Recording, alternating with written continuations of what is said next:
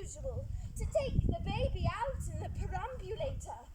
I had also with me a rather old but capacious handbag in which I had intended to place the manuscript of a work of fiction that I had written in my few unoccupied hours. In a moment of mental abstraction for which I will never forgive myself, I deposited the manuscript in the bassinet and placed the baby in the handbag. But where did you deposit that handbag? Oh, do not ask me, Mr. Worthing. Miss Prism, this matter is of no small importance to me. I insist on knowing where you deposited that handbag that contained that infant. The cloakroom of one of the larger railway stations in London. But what railway station? Victoria. The Brighton Line. I must retire to my dressing room. Gwendolyn, will you wait for me? If you are not too long, I will wait here all my life. Miss Prism, is this the handbag? Examine it carefully before you speak. The happiness of more than one life rests on your answer. It appears to be mine. Oh yes, here are my initials. Oh, I'm so glad to have it restored to me. It's been a great inconvenience to be without it all these years. More has been restored to you than that. I was that baby.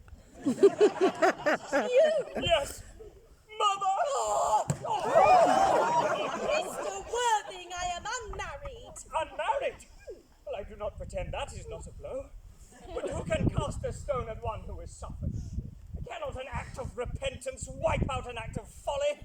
Why should there be one law for men and another for women?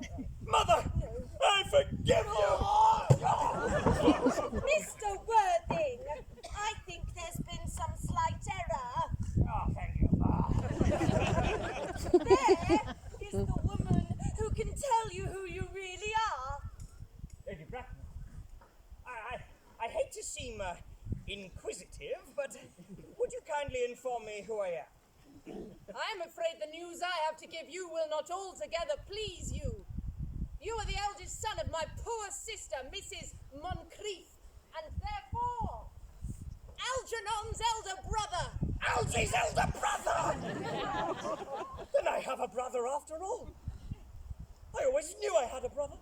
Cecily, how can you doubt that I had a brother? Miss Prism, look, it's my dear brother. Oh, Gwendolyn, darling, it's my dear brother. Algy, you young scoundrel. You're going to have to behave with a little more respect towards me in the future. You've never behaved like a brother to me in all your life. Well, not till today, old chap, I admit, but I have been out of practice. My own! But what own are you? What is your Christian name now that you have become someone else? Oh, good heavens, I'd quite forgotten that point. Your decision on my Christian name is irrevocable, I suppose. I never change, except in my affections. Then the matter had better be sorted out once and for all. Lady Bracknell, what name was I given? Let me have the worst of it. Well, being the eldest son, you were naturally christened after your father. Well, yes, and what was his Christian name?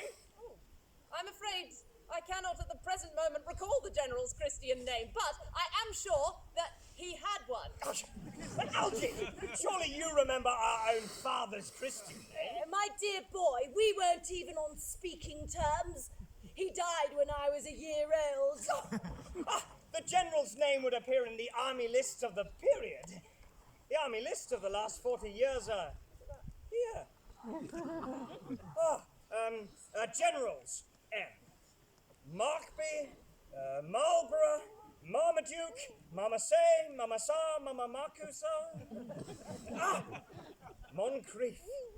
Christian name, Ernest Jack. Gwendolyn. I always told you my name was Ernest, didn't I? Well, it appears it actually is Ernest. I mean, it naturally is Ernest. Oh, darling, It's a terrible thing for a man suddenly to learn that for his entire life he's been speaking nothing but the truth. Can you forgive me? I can! Oh, Gwendolyn, at last! Cecily, at last!